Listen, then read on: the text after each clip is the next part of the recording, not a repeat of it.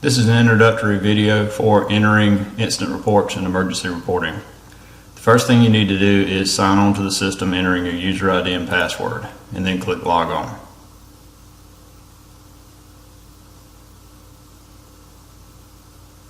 Once you are logged into the system, select the incidents option on the left hand side, and this will take you to the current list of incidents that have already been created in the system. To create a new instance, you click the New tab, and you'll be presented with the basic information screen. Here you will enter the date and time for the incident.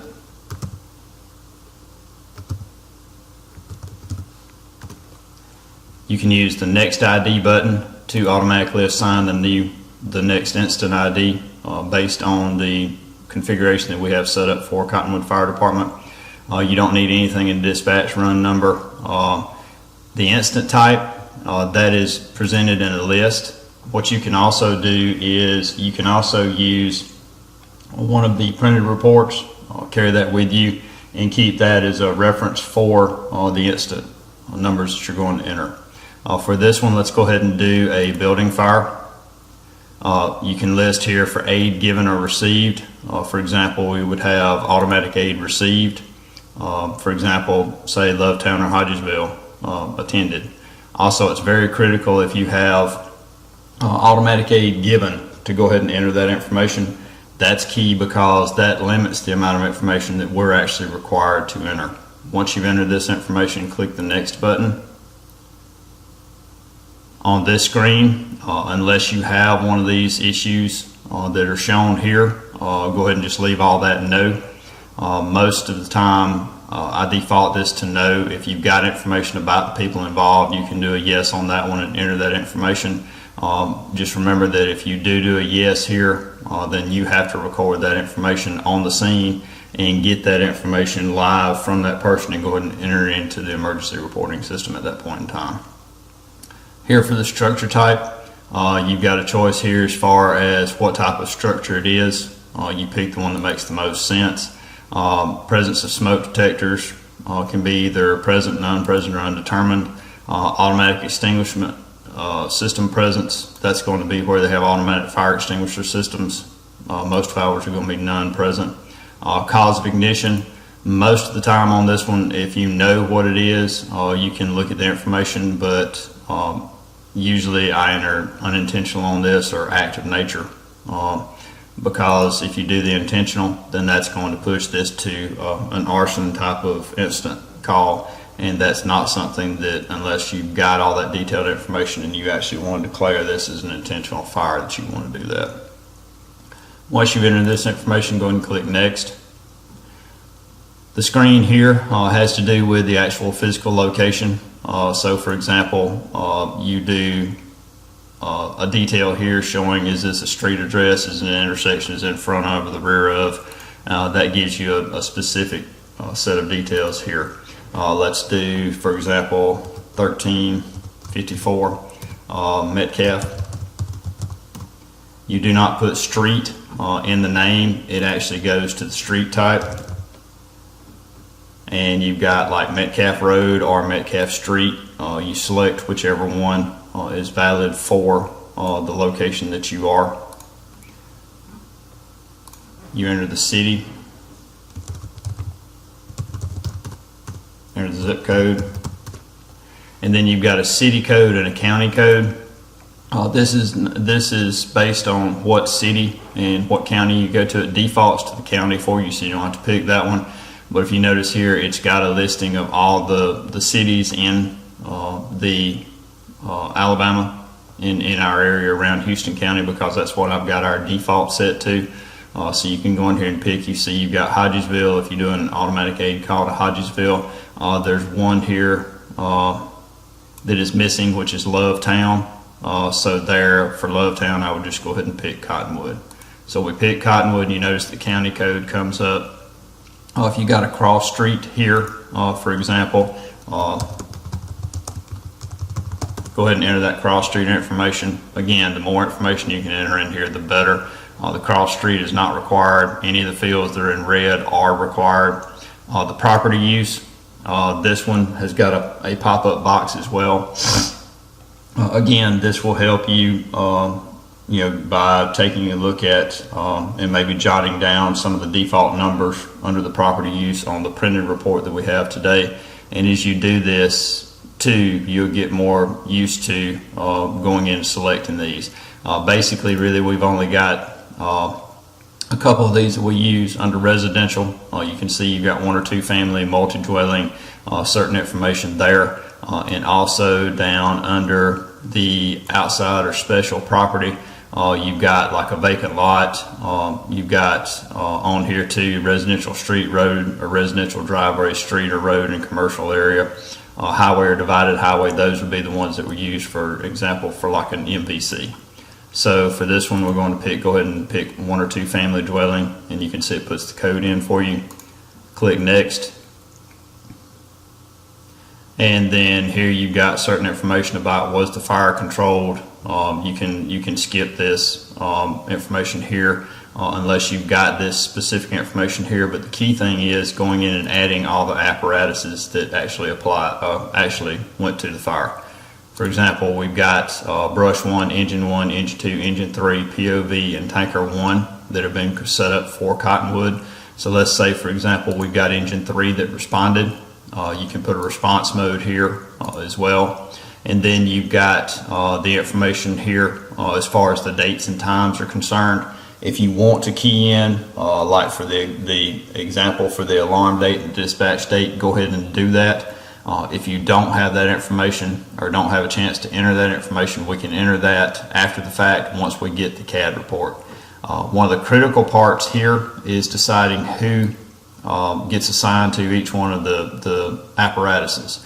So let's say for this one, Paul Hughes went, Ken Hamilton, Trenton Hall, and Randy Hall went.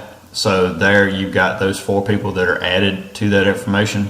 Once you've done that, then we can go ahead and click save on that or click next, either one. Once you've got it saved, it just brings it back up and shows you that information. If we click next, it will go ahead and bring this up and show you that unit. One of the key things here I want to bring up as far as the policies and procedures for Cottonwood Fire Department on entering this. If you have people that went on the engine and people that went on the POVs, do not list each individual person on their POV. Go ahead and tie them to a piece of equipment. For example, we have 4 people here that went for engine 3. Let's say that we also took a tanker. We took tanker 1, and for tanker 1 you had 2 people assigned to it. Let's say we had Bruce and Jacob that were tied to the tanker. Again, you can have this information also as far as how they responded. Initial no lights and sirens, upgraded to lights and sirens, or whatever you want for that information. Once you've got that, click next. And again, now you see that you've got both pieces of equipment accounted for that actually went to that scene, and you've got people that are tied to that. There is one exception with doing POV. If every person responds on their POV, for example, for lifting assistance, then go ahead and use POV for that point. If there's not any Cottonwood Fire Department equipment that went, go ahead and enter POV. Don't make a POV record for each person that went. Only do POV one time and then list all the people who came on their personal vehicle.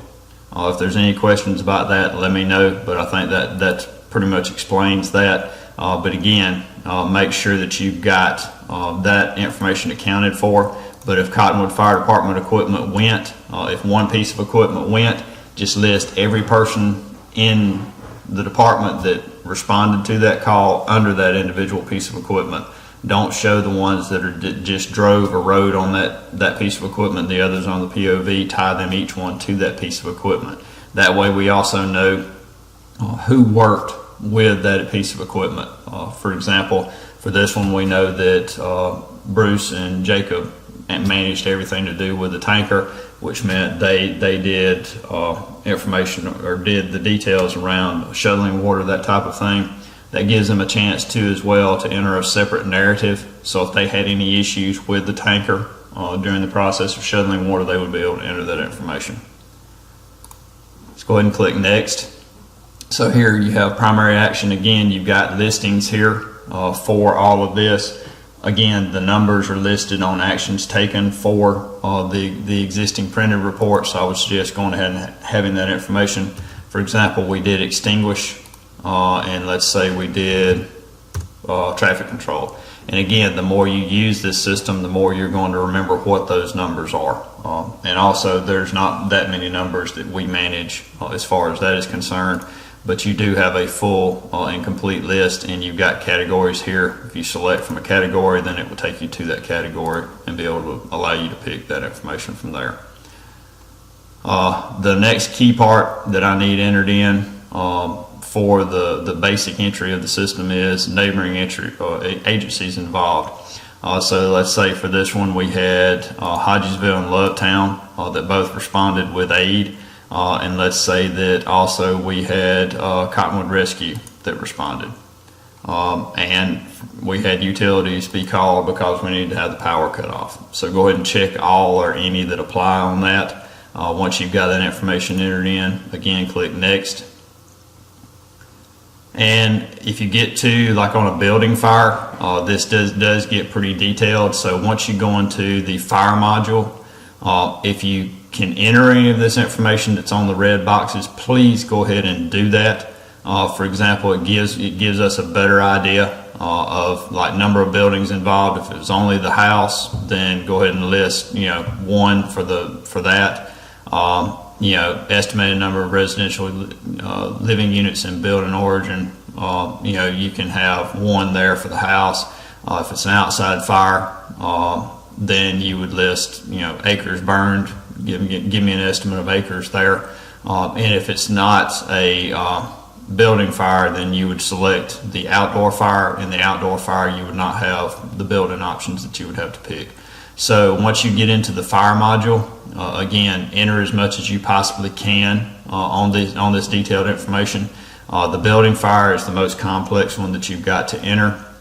A lot of these too, on the area of fire origin, you can go in and pick that information if you have an idea. If the structure is fully involved, you've got an option here to basically have undetermined on all of these as well. So if you go down to the bottom, you can see that you've got UU for undetermined. So if we don't know the area of fire origin, we don't know the item first ignited, that type of information, then we just go in and pick undetermined for each one of these, because it's not our responsibility to go in and investigate these calls. And again, be careful entering this information, because these reports do go to the insurance companies, and we don't want to do anything that's going to put liability back on the fire department, saying that we know what happened and it's potentially was something that they did that caused this issue that's going to cause an issue with their insurance. Again, that's where you get into this thing about the possibly impaired, possibly mentally disabled. Again, those it's safer just to do none. And also the factor contributing to the ignition. You can make some notes in the narrative if you've got some ideas around this, and if this is actually an arson call, we can go back and update this information in a more detailed manner. But just make sure you don't enter too much information around that area. And again, if you get into these and you don't know what to enter on these, just go ahead and keep clicking next and get through any of these that you've got as far as the details. And again, remember the primary ones, the only ones that we really need to worry about entering are the ones that are in red. But if you go through the fire module and the structure fire module and you don't know what to enter on those, just go ahead and skip that. Here you've got the ability to add a narrative. And again, you've got a title here that you can put for the narrative. You can also have this tied to a particular piece of equipment. So let's say that you wanted some details here.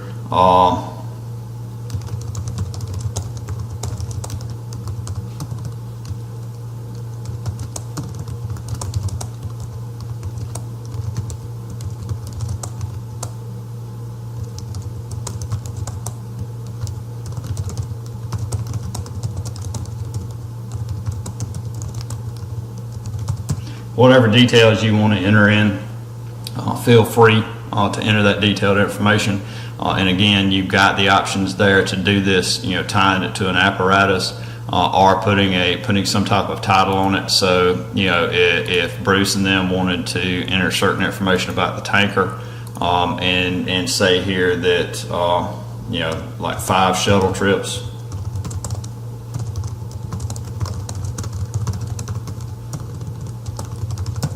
And that this is not necessary. That's kind of overkill, but it does give you an option there to enter as much detailed information as you would like to from that aspect, and gives everybody a chance to enter a specific narrative based on their point of view. The files option, for that, we don't have anything that we normally upload, so you can just skip next on that. This is key. This is a question that is a mandatory thing, so we need to put in, for example, how much water we use. So go ahead and enter the water that's used as well. And then once you get past that point, and also this is an area that is not set up for everyone to get to. This is nothing that you have to worry about on this, and basically this is just keeping up with who went and getting a certain number of points assigned, and that is used for just for your background information. That is used for keeping up with basically who all responded. We can look at the number of points because it's a 1-to-1 entry for points versus who responded. So it's part of the mandatory information we've got to enter for emergency reporting, even though we do not use that for payroll because we are an all-volunteer organization. Once you've gotten into and entered all the information that you possibly can, just go ahead and click Save on it. From there, you can go back to the instance themselves, and you will be able to see your instance that was entered here at the top. You can see that it's incomplete. What that tells me from an administration perspective is there's certain information that still needs to be entered on there, and I can go back and finish up that type of information. But that is key to helping make sure that we get all these calls entered, get them entered into emergency reporting, and get away from the paper system. Thank you for your time and your attention, and have a good day.